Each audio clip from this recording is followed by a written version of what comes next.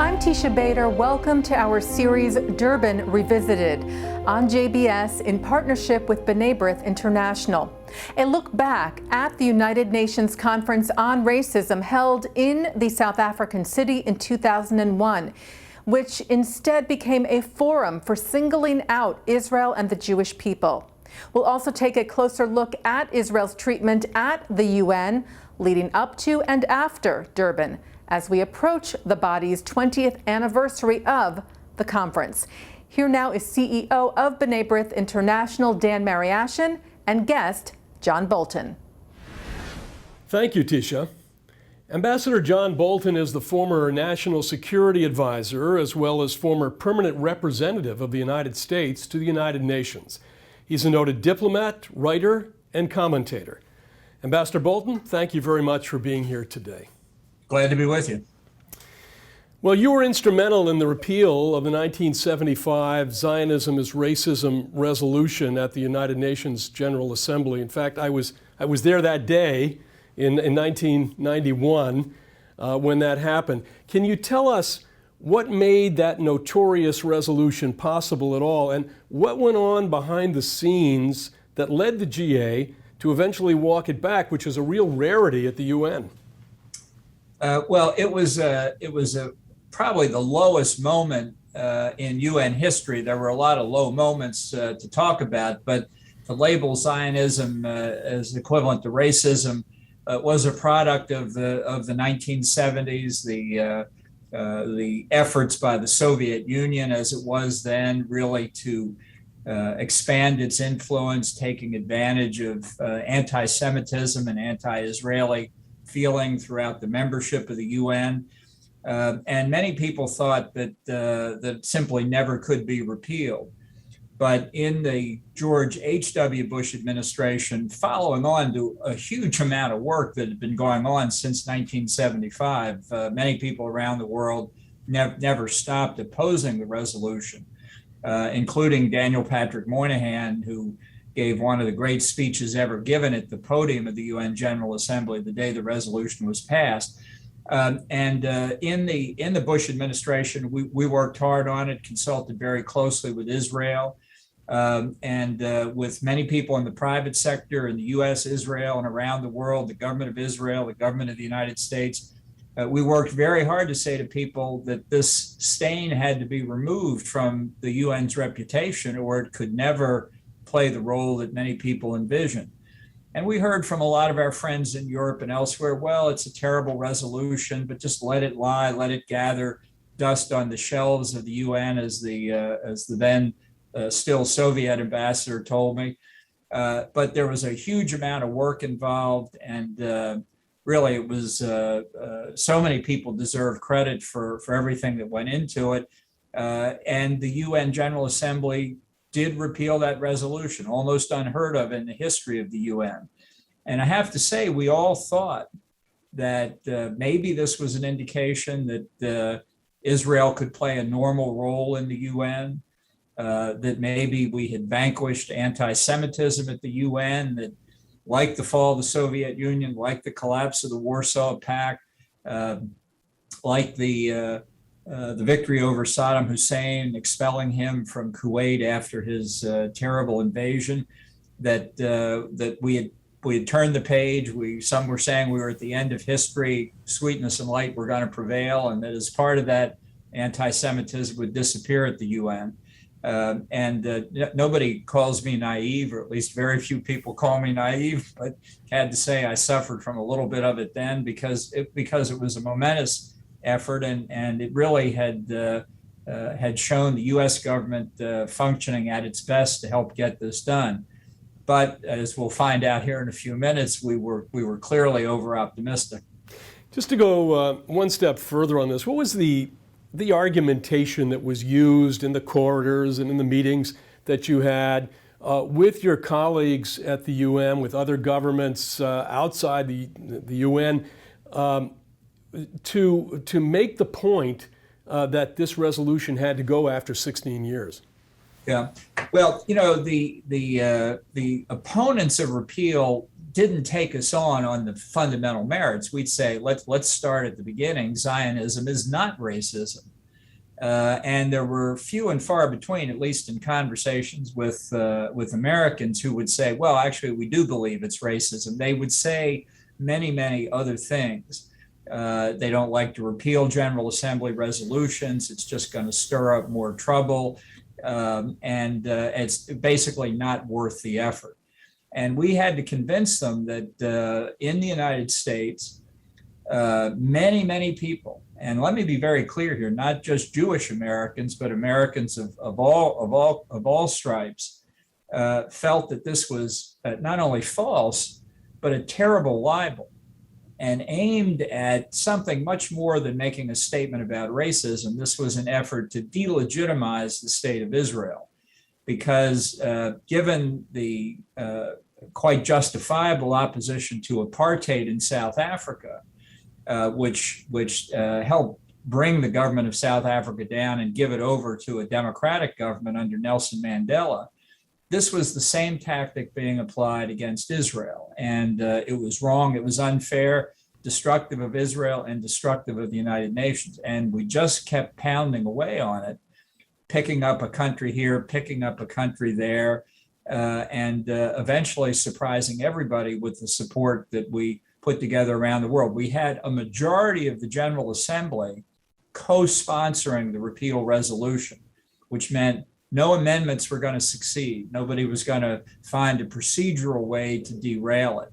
And it was that effort that, as I say, so many people participated in that eventually made it effectively impossible to stand against it.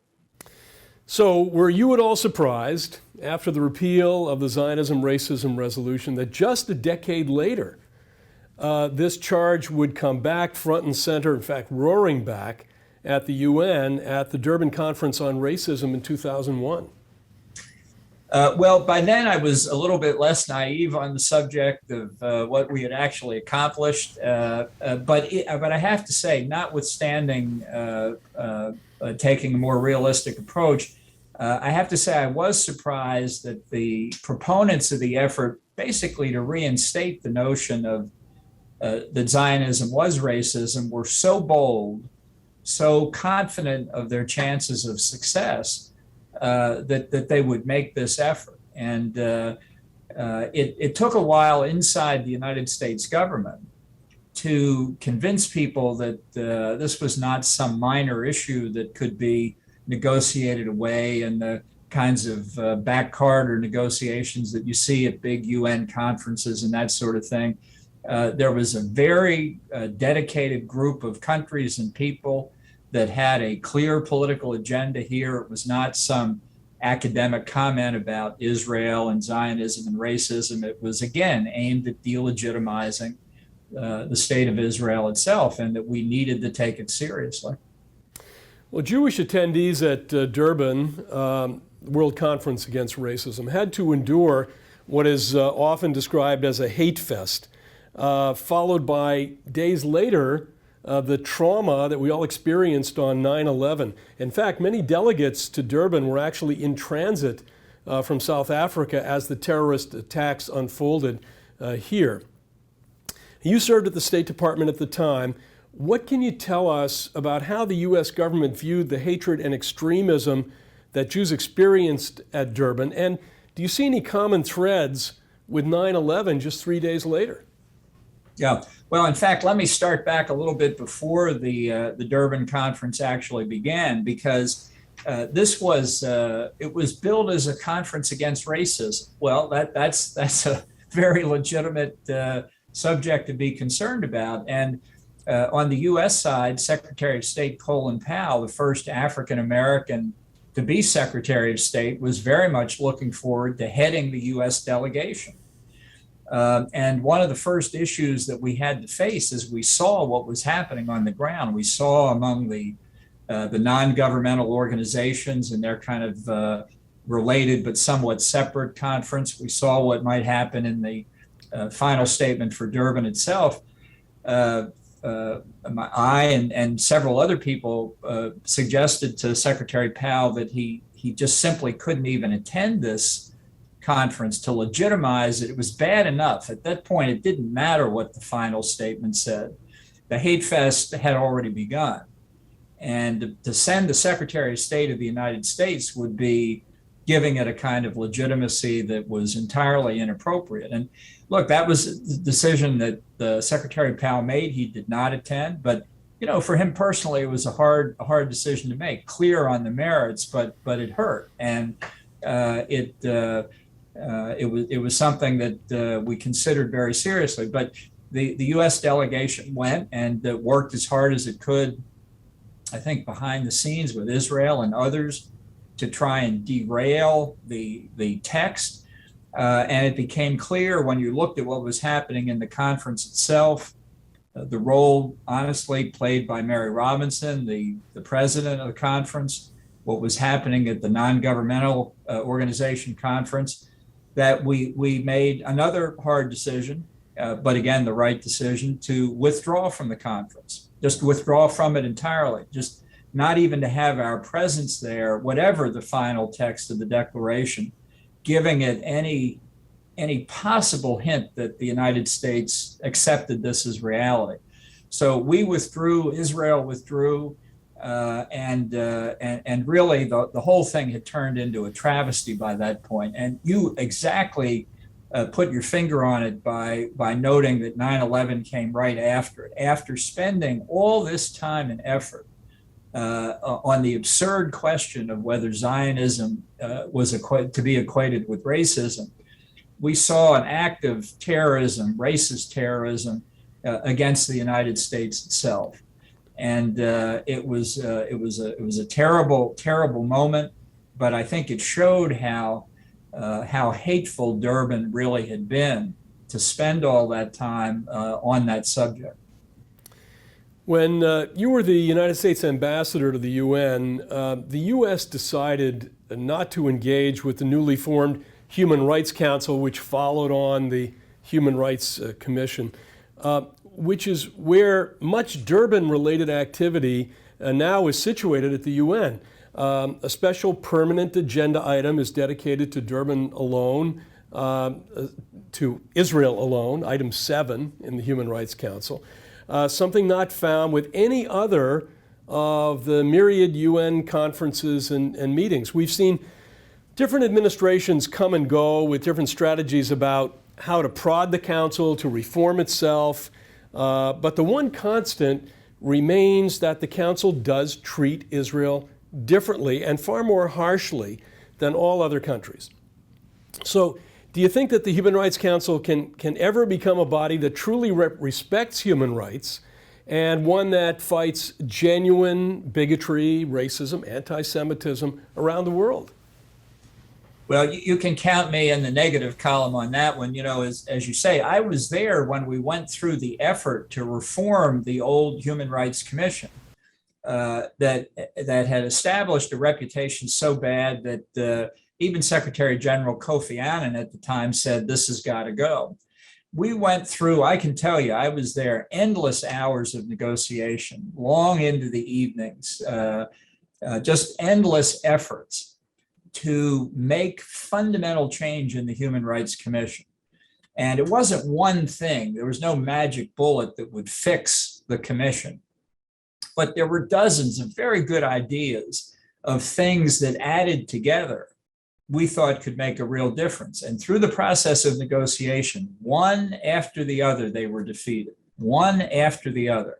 So we were down to a very limited number, and we came to one provision that said no country which has been sanctioned by the UN Security Council for terrorism or gross abuses of human rights can serve on the Human Rights Council, the successor body. Nobody who has been sanctioned for terrorism or human rights abuses can serve on the council. And that was defeated on the ground that the 5 permanent members of the Security Council were effectively exempt from it because they could veto a Security Council resolution that attacked them.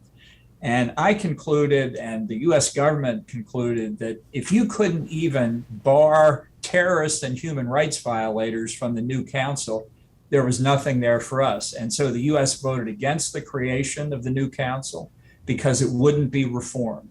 there would be no fundamental change.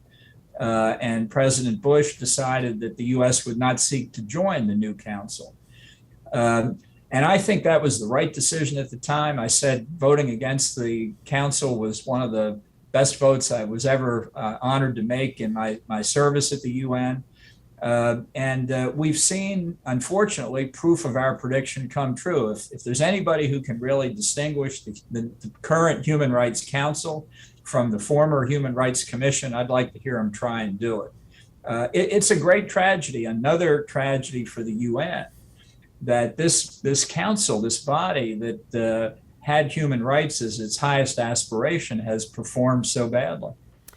Well, just to follow on, the Office of the High Commissioner for Human Rights has created and published, at the behest of the Human Rights Council, a blacklist of companies, almost all Israeli, of course, doing business in the Palestinian territories. Again, this hasn't been done in any other conflict zone, and this is a strategy right out of the Durban playbook, actually, utilizing the UN to isolate, stigmatize, and weaken Israel. So how can this form of politicization and discrimination be combated, especially when Palestinian leaders talk openly of internationalizing their disputes with Israel, using the UN system and other multilateral fora to advance their narrative? Yeah. Well, look, this is a continuing problem. Even after Durban, we've had subsequent Durban iterations of the Durban Conference. This question of anti-Semitism and the effort to delegitimize Israel itself continues. And there's now even talk maybe of rejoining UNESCO. I find that hard to believe. I think it would be a big mistake having admitted the Palestinian Authority as a state, which is exactly as you say, is the Palestinians trying to internationalize their effort to upgrade their status rather than engaging in serious bilateral negotiations with Israel, which is the only real way to make progress here.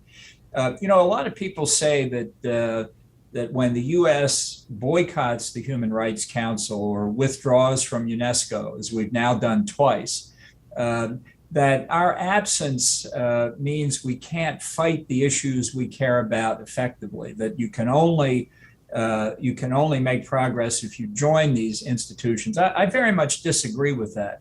I think we can be as strong and as clear in our opposition to this attack on Israel, this effort continuously to equate Zionism with racism, by staying off. And again, I think the presence of the United States in any body around the world gives it prestige. And when the United States withdraws and said, this is so bad that we're not even going to participate in it, it casts a shadow over that organization that is well deserved. And it's a difference in approach. I think this is the right way to proceed. I think it's worked for the United States. I think it's worked for Israel before. And I think we've got to be unstinting. We don't compromise on some things. We don't give a little bit because there are other issues when they violate our most basic principles. What can be done, do you think, to strengthen international acknowledgement of and respect for the basic differences between democratic and non-democratic states, and also to enshrine protection of necessary counterterrorism as a right and an obligation of responsible governments? And do you see democracy is still ascendant in the world? And what's your solution to the problem of actual rogue regimes invoking of security imperatives to justify human rights abuses? Yeah, I think we're in a very perilous period in international affairs. I think the unhappy end of our involvement in Afghanistan is going to mean a huge setback for human rights in that country, particularly for women and girls. I hope I'm wrong on that, but it doesn't look that way. And I think that the only way you ultimately triumph on these issues is not to be afraid to state what your principles are, to be very forthright about them, and to continue to say them no matter what the reaction.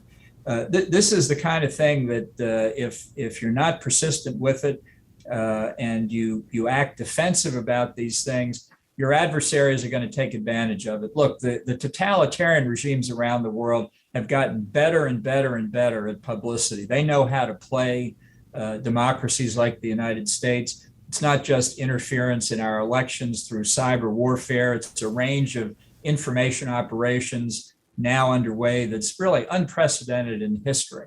And we've got to stand up to that. Nobody should think this is going to be easy. You know, the old slogan from the American Revolution, the price of liberty is eternal vigilance. And it's never been more true than today. Well, finally, we often hear admonitions from human rights NGOs, European Union, United Nations, certain Western governments as well, about the importance of a rules-based international order when it comes to Israel. But such admonitions are highly selective at best. How do you think those who truly believe in positive international norms push back against such double standards? Also, even in the U.S., discourse surrounding Israel has sadly become more partisan. So do you see a way to restore the U.S.-Israel bond as a consensus tenet of American politics?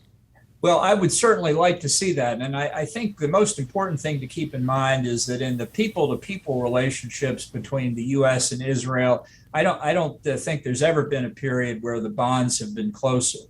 And I think a lot goes on at the political level. It is a very partisan environment in the U.S. today, and just as partisan in Israel, maybe more. I won't go that far. It's a tough time. So I think everybody who understands the values that are absolutely basic to our societies needs to make an extra effort to remember that not everything is partisan and that not everything is transactional. And that you have to let those basic ties emerge. And so our adversaries know that they're strong so that they don't gain the misimpression that we've weakened or lost our way or lost our resolve, because I don't see that at all. I think the U.S.-Israel relationship in real terms among the peoples is as strong as it's ever been. And just how do you see adding to the circle of allies, of friends, who basically have the same worldview, not just as it relates to Israel, but as it relates, to peace in the Middle East, expanding the Abraham Accords, those kinds of things that can serve to isolate the Irans, the terrorist organizations, the Hezbollahs, the Hamases. How do you see that circle being expanded? Well, I think it was a very significant breakthrough to have Bahrain, United Arab Emirates, and others exchange full diplomatic relations with Israel. I am sure more are coming. I feel very confident about that as time goes by. But I think it's also important now to look at the wider world and look at the countries that have common interests and values and think about how to expand in organizations that can help implement that. And this is a somewhat controversial idea. It's former Spanish Prime Minister Jose Maria Aznar said now almost 15 years ago, we should expand NATO and make it a global organization. We should bring in countries from all over the world that hold our values: Japan, Australia, Singapore, Israel. I think it's time to think of something like that. NATO is a league of democracies, and I think we should consider making it worldwide. Ambassador John Bolton, that's all the time we have, unfortunately, but thank you for your insights and thank you for taking the time to be with us today. And thank you all for tuning in. Please stay tuned to our full Durban Revisited series on JBS. And for ways to get engaged, please visit jbstv.org, b'nai or our social media channels. I'm Dan Mariaschin. Goodbye for now.